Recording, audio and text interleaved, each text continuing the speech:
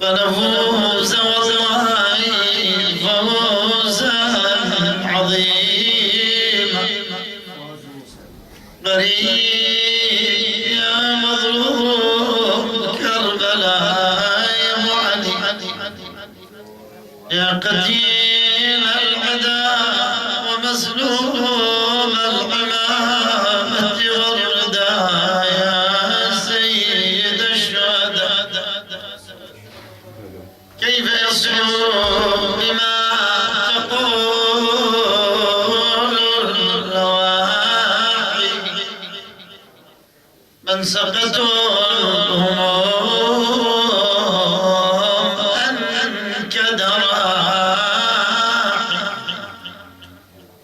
وغزت عساكر الحزن حتى أفردت قلبه من الأفراح.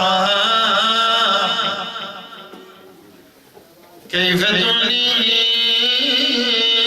الحياة وقلبي بعد قدر الطيب دام الجراح. بأبي من شروا لقاء حسين بفراق النفوس والأرواح. وقفوا يدرؤون سم العوالي عنه أنا بوقفة الأشباح.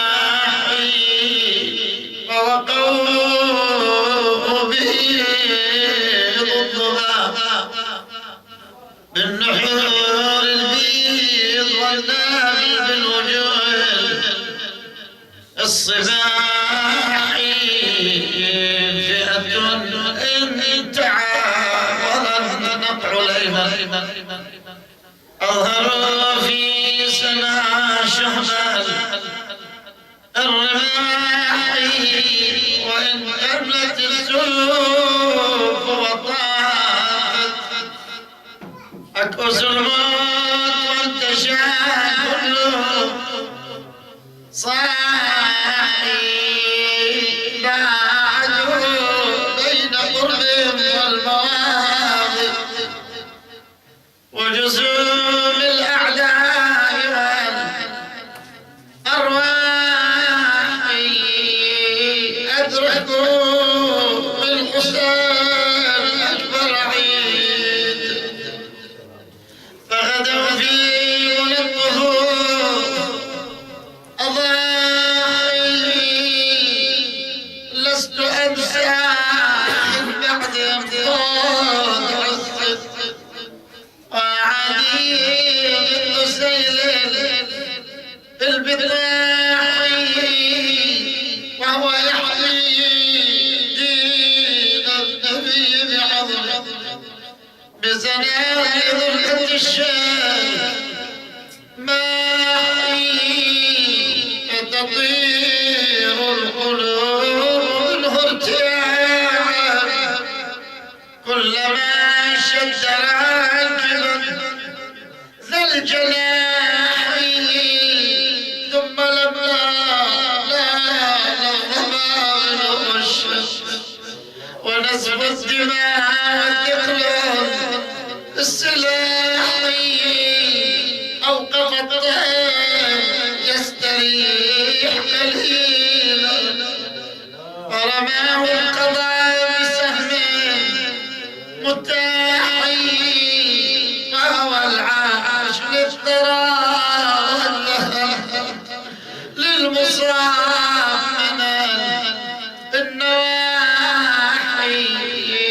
وقف ينظر إلى حجرته هذا ملقى على يمينه ذاك على شماله هذا مكبوب على حرف وجهه. وقف بين المتحير كالطير المتكدرة أجنحته متكئا على قائم السيف ينادي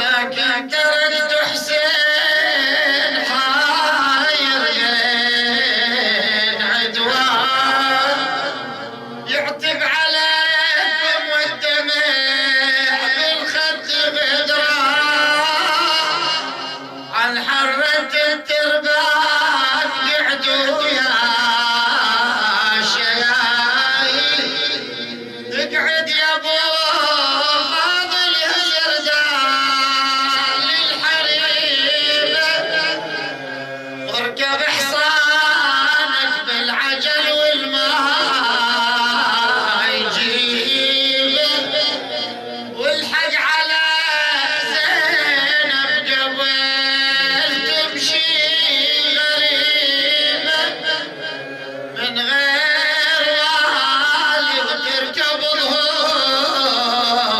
البعاري ولا ودع عضيده ظل يصفق راح قبرها والدمع من عينه على الخدين سفاح لحظ يا شايل قلبي فوق الدرطان ضليت من بعده بلا ناصر ولا بعيد ولا واقبل على الجاسم ودمع العين هامي قلت وحاد يا شبعة خيار وشوف العدا دارت علي دوفي وشامي عزيز عليكم وحدتي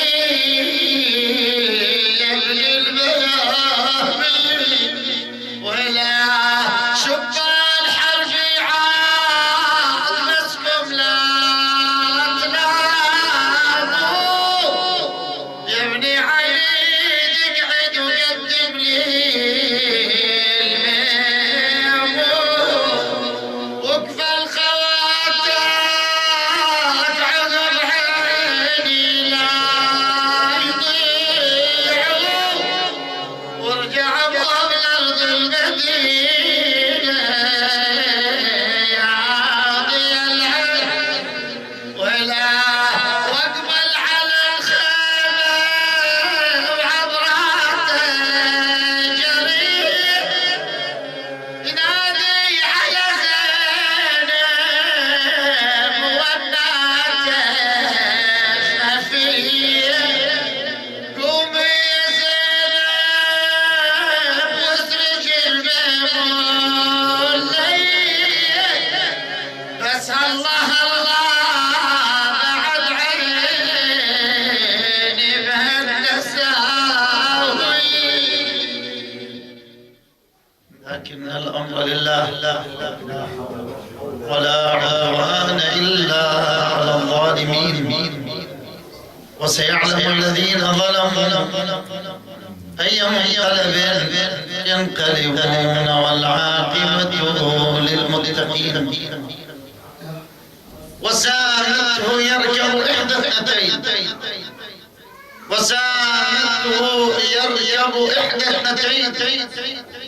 وقد صرت الحرب أسنانها فإما يرى مذعنا أو تموت نفس أبا العز إذ عانها فقال لها اعتصمي بالإله فنفس الأبي وما زانها لقد اختار الحسين صلوات الله وسلامه عليه لنفسه وأهل بيته وصحبه الكرام الموتة الحميدة في معركة الحرية والتضحية والفداء فأعلنها صرخة بقيت تدوي في مسامع الأجيال إلى قيام الساعة ألا وأن الداعي قد ركز بين اثنتين بين السلة والذلة وهيهات من الذلة يعبى الله لنا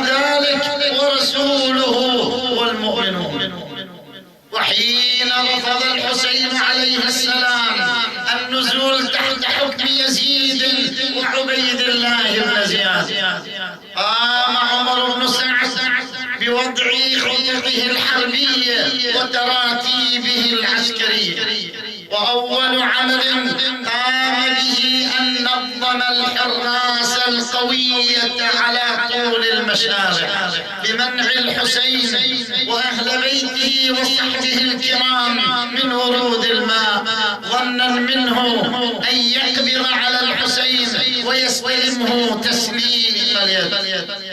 ثم جعل عمرو بن سعد جيشه كراديس والكردوس 1000 فارس، وإنما يجعل الجيش كراديس لضعفه وعدم قابليته على المواجهة.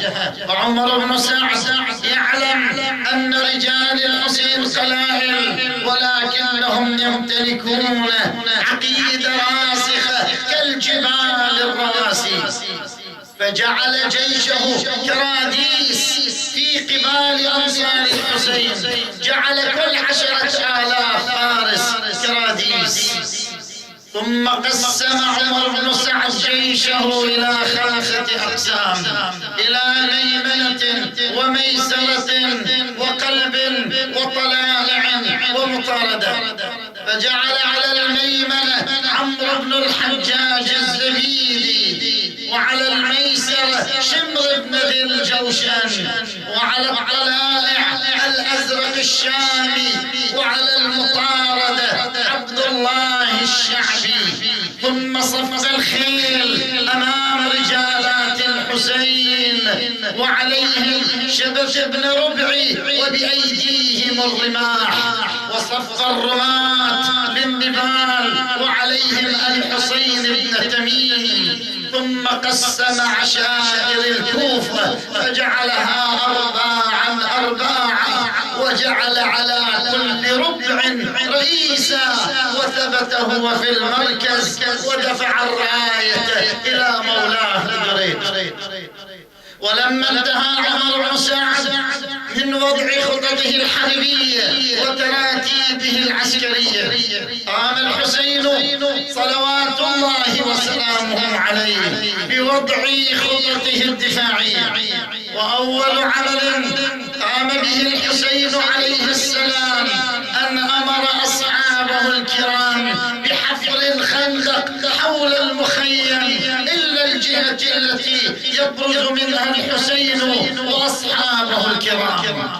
وقد أشعل الخندق نارا صبيحة يوم 10 من المحرم، فأخذت خيول الأمويين تجوب الخندق، فصاح شمر بن ذي الجوشن: يا حسين تعجلتم النار في الدنيا.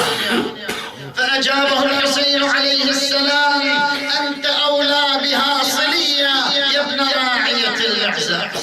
صاح عبد الله بن حوزة التميمي: يا حسين قريبا تذوقون حر النار فقد تعجلتموها.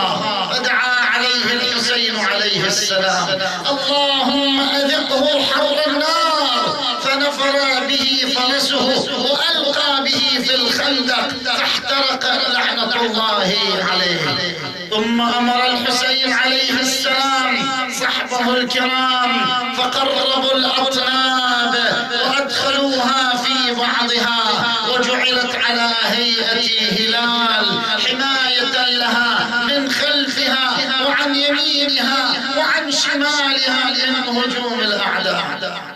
ثم قسم الحسين عليه السلام جيشه إلى 3 أقسام لقلة العدد والناصر، إلى ميمنة وميسرة وقلب. فجعل على الميمنة سهير بن القين البجلي، وعلى الميسرة حبيب بن مظاهر الأسدي، وصف الخيل أمام العسكر وعليها الحر بن يزيد الرياحي، والرماة للنبال وعددهم 20 رجلا، وفيهم مسلم بن عوسجة ونافع وأبو الشعثاء. وقد ظهرت منهم مسالة منقطعة النظير يوم 10 من المحرم. لا سيما أبو الشعثاء رمى ب100 سهم ما سقط منها إلا 5، وكلما رمى بسهم دعا له الحسين: اللهم سدد رميته واجعل ثوابه الجنة. ثم ثبت الحسين عليه السلام في المركز ودفع الراية لأخيه أبو الفضل العباس. ولما انتهى الحسين سلام الله تعالى عليه من وضع خطه الدفاعي تزيا بزي جده رسول الله صلى الله عليه وآله، لبس لامة حربه، تقلد درعه وطاسه وسيفه، ولبس عمته ورداءه، وركب راحلته، جاء وقف ينظر إلى القوم وكأنهم السيل المنحدر من أعالي الجبال، وإلى زعيمهم عمر بن سعد تحيط به صناديد أهل الكوفة. فناداهم الحسين عليه السلام بأعلى صوته: أيها الناس اسمعوا قولي ولا تعجلوا حتى أعظكم بما يحق لكم عليه، وحتى أعذر إليكم. فإن أعطيتموني النصف من أنفسكم كنتم بذلك أسعد، وإن لم تعطوني النصف من أنفسكم فاجمعوا أمركم وشركاءكم، ثم لا يكن أمركم عليكم غمة، ثم اقضوا إلي ولا تنظرون، فإن ولي الله الذي نزل الكتاب وهو يتولى الصالحين. فتلاوم هؤلاء الأشقياء فسكتوا، فحمد الله وأثنى عليه وذكر نبيه وصلى عليه، ثم قال: أيها الناس أما بعد، انسبوني من أنا وارجعوا إلى أنفسكم وعاتبوها، انظروا هل يحل لكم سفك دمي وانتهاك حرمتي؟ ألست أنا ابن بنت نبيكم وابن وصيه وأول المؤمنين بالله والمصدق برسول الله وبما جاء به من عند الله؟ أوليس حمزة سيد الشهداء عم أبي؟ أوليس جعفر الطيار عمي؟ أولم يبلغكم مقالة جدي رسول الله صلى الله عليه وآله لي ولأخي الحسن؟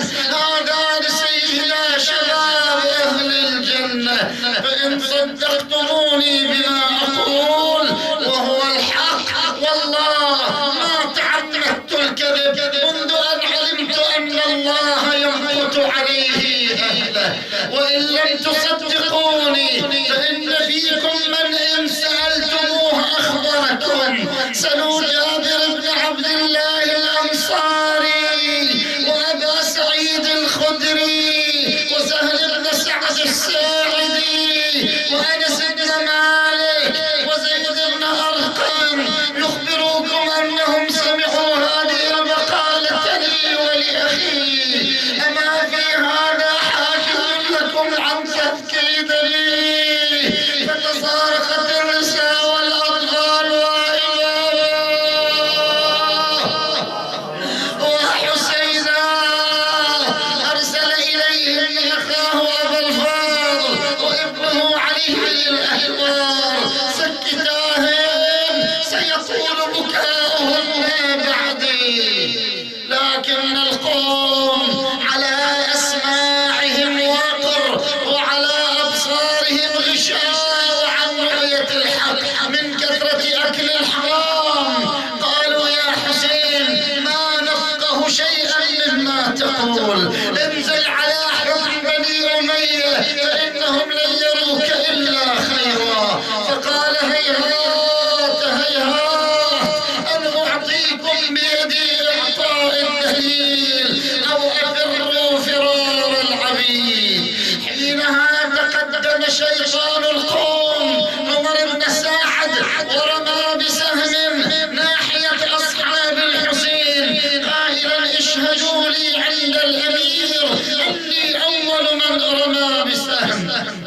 فجاءت سهام القوم تترى على إثر سهم شيطانهم كأنها شآبيب المطر.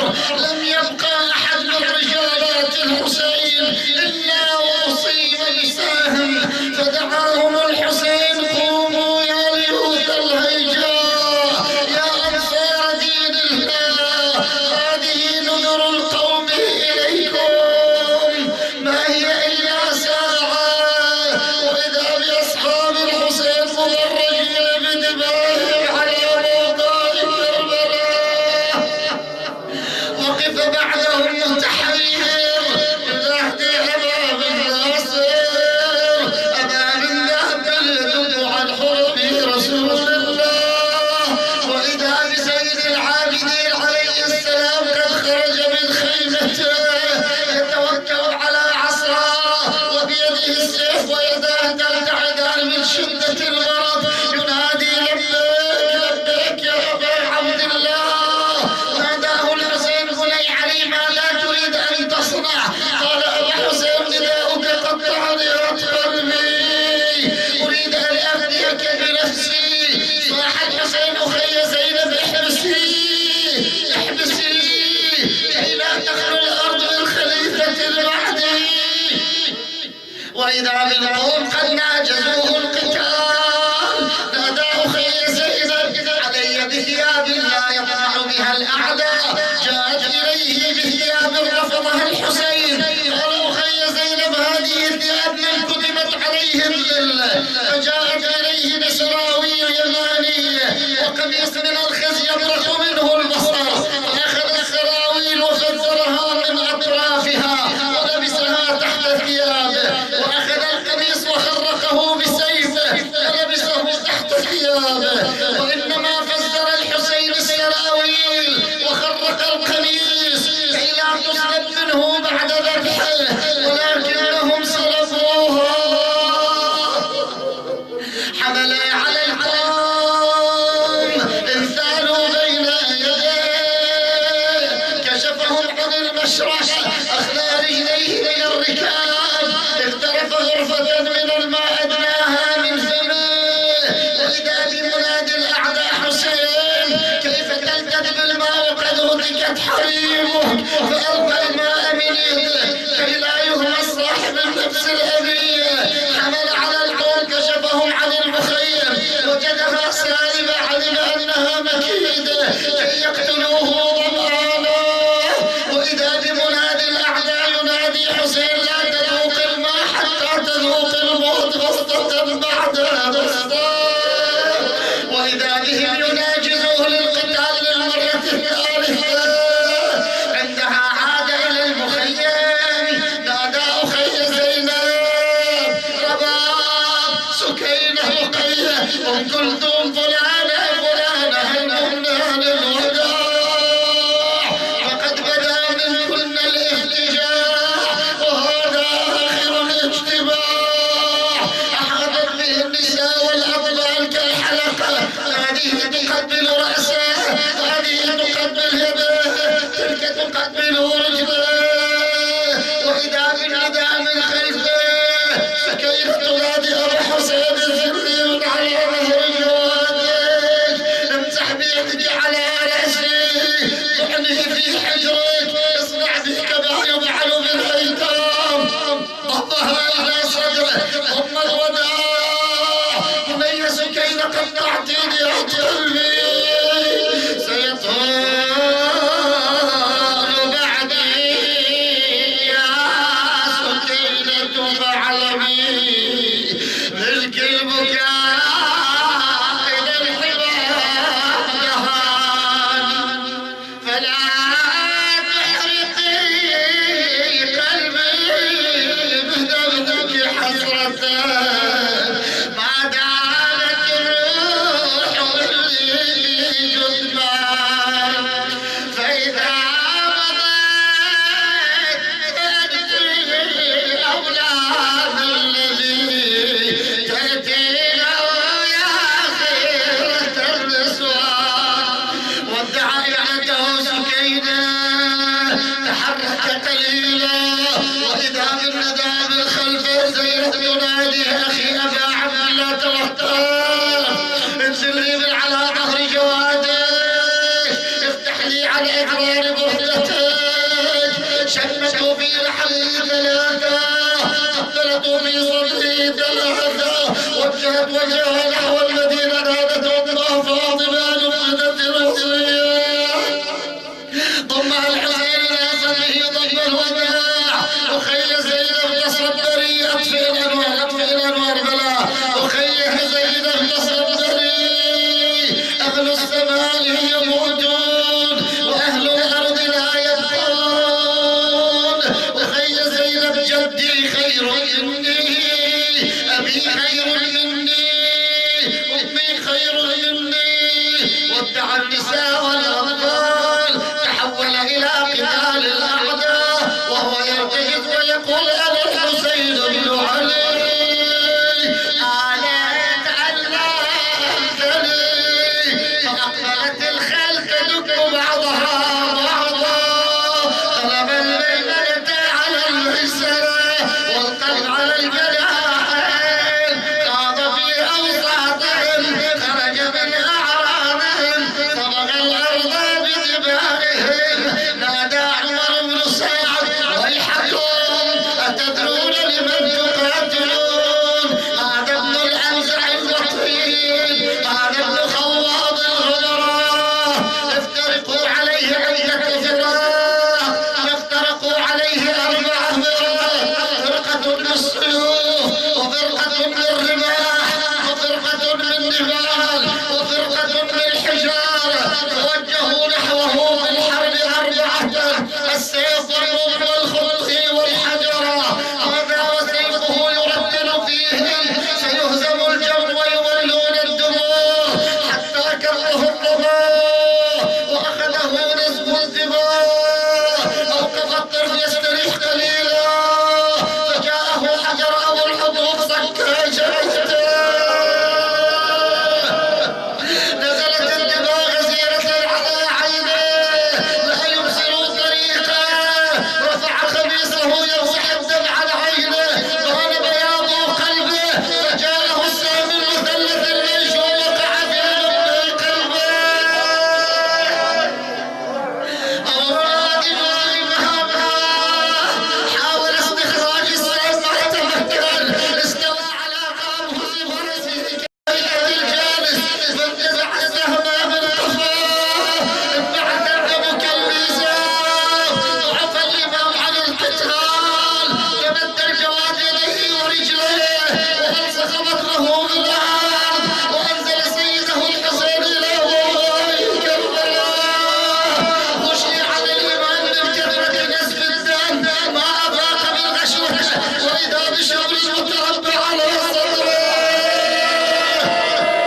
أولاد وإمامه ناداه الحسين اكشف لي عن لحامه كشف عن لحامه وإذا به يرفع الأبرص قال صدق جدي رسول الله وما يقول جدك يا حسين قال يقول جدي يقتلك رجل أشبه الناس بالكلاب والخنازير قال يحلم فتك العصفور بالصقر فيا للعجب فتك العصفور بالصقر فيا للعجب ذبح الشغر حسينا يا سماوات الذهب ذبح الشغر حسينا يا سماوات الذهب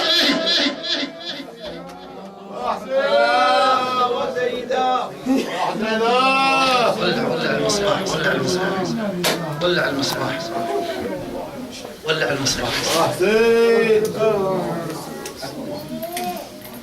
يا شمر يا شمر تدري أنا سبط النبي وحالته علي يا علي صدرك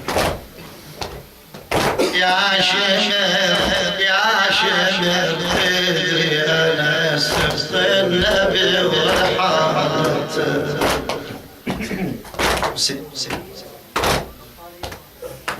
جيب لي مية ترى من العطش شب مفتته جيب لي مية ترى من العطش شب مفتته حسين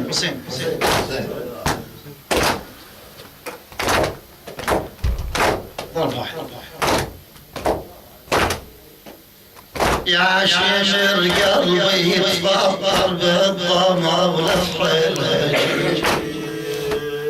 يا شمر قلبي يتفطر بالضما والفحيل، جلد ما عندي ولا ظل للرجال نصيب، جلد ما عندي ولا ظل للرجال نصيب. حسين حسين حسين أجرك وين جدي وين حيدر ما يشوفوني عفيف، وين جدي وين حيدر ما يشوفوني عفيف، ما يثور الحسن عضيده ويعاين حالته، ما يثور الحسن عضيده ويعاين حالته. حسين حسين حسين صاحبي ابن الرجس مالك حموله ولا رجال، صاحبي ابن الرجس مالك حموله ولا رجال، لحزن احرك بالظما تموت مضفوق السلام، لحزن احرك بالظما تموت مضفوق السلام. حسين حسين حسين واحرق خيامك واسلل هالحراير والاطفال، واحرق خيامك واسلل هالحراير والاطفال، والله لا ترك هالحريم بهالفياق مشتته، والله لا ترك هالحريم بهالفياق مشتته. حسين حسين حسين قام عن صدره وشفه ويحقر على الثرى، قام عن صدره وكفه ويحقر على الثرى، وجلس متربع على ظهره وظل يطبر، وجلس متربع على ظهره وظل يطبر. حسين حسين حسين هبره وداجه وزينب تجرح اسود الظهر، هبره وداجه وزينب تجرح اسود الظهر، والشهيد حسين يتعفر ويجلد ورد، والشهيد حسين يتعفر ويجلد ورد. حسين حسين حسين نادت يا شمر شيل السيف عن باقي، نادت يا شمر شيل السيف عن باقي، قال شفافة الهادي وفاطمة ومهجة علي، هذا شفافة الهادي فاطمة ومهجة علي. حسين حسين حسين وين اولي وين اولي عظم اخويا حسين ما عندي وهلي، وين اولي عظم اخويا حسين ما عندي وهلي، والرجس ما راقب الله وبلح الصدر الفتت، والرجس ما راقب الله وبلح الصدر الفتت. حسين حسين حسين وعزل راس الجسد والكون ضج بزلزل، وعزل راس الجسد والكون ضج بزلزل، شاله بعالي قناته وما جواتي صوتك، شاله بعالي قناته وما جواتي كربلاء، كعبة الأحزان فرت اليتامى وعود، كعبة الأحزان فرت اليتامى وعود، صيح رجلي يا مصولي الرزايا هدت، تصيح رجلي يا